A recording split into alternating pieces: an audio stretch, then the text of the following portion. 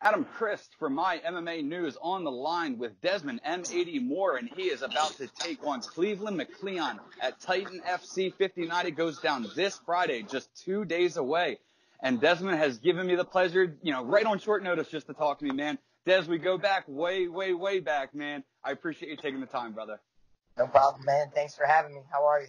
I'm good, man. So what's been up lately, right? You've taken some time away from the cage. You've been focusing on, I know you've been teaching the kids program at ATT. You've taken a little bit of time away from the cage. Tell us what's been going on in your life, essentially. So, I haven't taken a fight in a while. I was a teacher assistant in the school system. Okay. And then I finally got a full-time teaching job.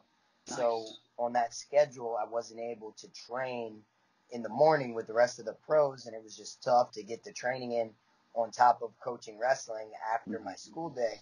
So during the summers, I coach Florida's national team, and an opportunity was presented that basically would open up my training schedule, allow me to still be involved with high school wrestling, but also to take over a youth wrestling team.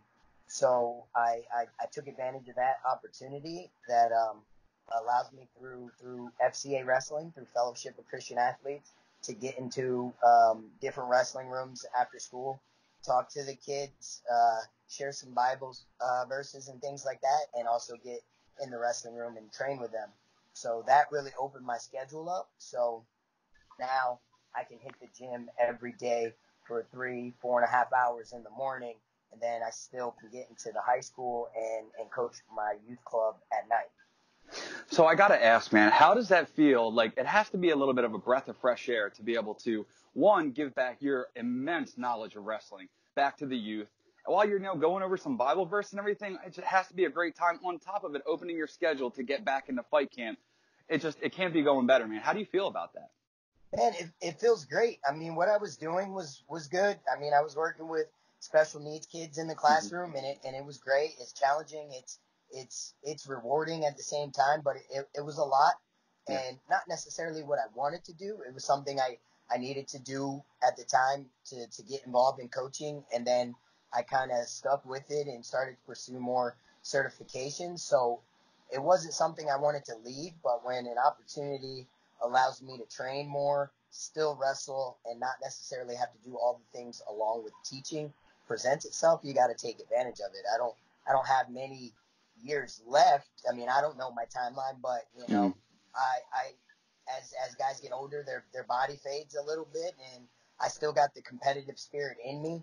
So I just needed to get back on the mat, get back in the gym, and finally get back to learning, really. Mm-hmm. So coming off of 3 losses, man, I don't want to bring up sore subjects or anything like that, but coming off of 3 losses, what happened essentially to where you seemingly fell off your pattern of, you were doing well, you were on a momentum path, and then you seemingly fell off? What happened, and how have you changed to make that difference better? I look at those 3 losses as 3 very close fights. Close fights, yeah. Some of those had to do with the fact that I was taking those fights necessarily just for the pay, because I wasn't a full-time teacher. I was a teacher assistant, and one fight could help make up a few months. So I wasn't in the gym training the way I wanted to. I'm always in shape, and I'm always ready to take a fight. One of those fights I took on 4 days' notice, and I don't regret that. Like I said, I'm always in shape and I'm always ready to go. But when you go into those situations, on top of the fact that I'm a small 125 pounder, you start to you doubt your conditioning if you're not training a little bit. So there was more of a mental lapse in there. I think either 3 of those fights I could have won.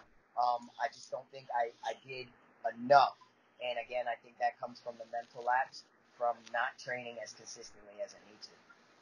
Well, now you're back on your right path, and it seems like everything's going in your direction. So we got Cleveland McLeon in the cards, Titan FC 59. Tell me, what do you know about him? Man, I've watched a few fights, and I've done a few interviews now, and I just know what I see on film. I mean, he's a very compact guy too. I mean, obviously he's probably going to be taller than me. Most of the guys that I fight am, but he's on the shorter side. But the guy has power, and the guy has fought a lot. He's got 19 fights, so he's no slouch, and I don't take that lightly. You know what I mean? I believe that I've competed. I'm a competitor, and that I feel ready. You know what I mean? Like I said, I have the training in now. I have the schedule where I'm learning new things. I'm not just going in there doing stuff that I know. I'm learning. I'm adding things, and I think it's just going to be a great fight. I mean, we've exchanged a couple messages over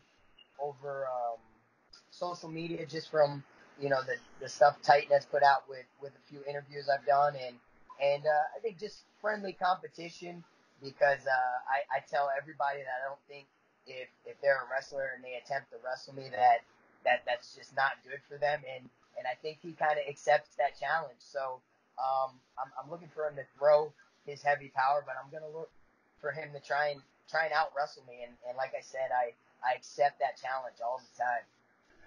So you were talking about you accept his challenge of taking you to the ground. You want to see how he does with your wrestling. But I'm curious. Do you buy the bait? Because a lot of his wins have come by knockout, have come by TKO. Do you really buy that he's gonna test your strength?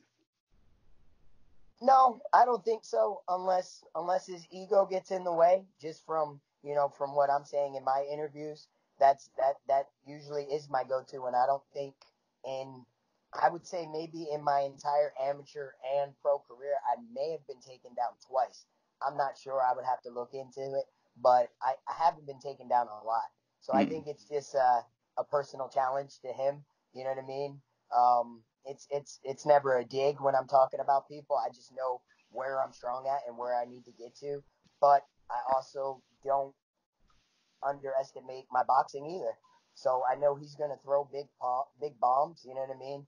And I know he can get the takedowns, and I know he can get taken down as well. So I think he's still going to throw his hands. I think in nature you do what you do, and I think he's just going to be slinging leather Mm-hmm. and seeing what happens.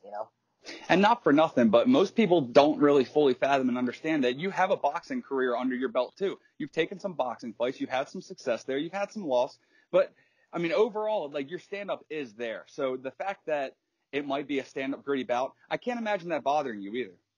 No, not at all. I mean, I don't have as many boxing matches Right. as I want to at this point. Right. I have 3 professional boxing Mm-hmm. matches with a One win, a win, one loss, and loss, a and one draw. draw, right? Yeah, so I mean, I've been working over the last couple of weeks with a new boxing coach, and Mm-hmm. as well as still getting some time in with Billy Patton that I normally work with. So I'm always comfortable in my stand up and finding range and my footwork and everything. I'm never opposed to striking with anybody.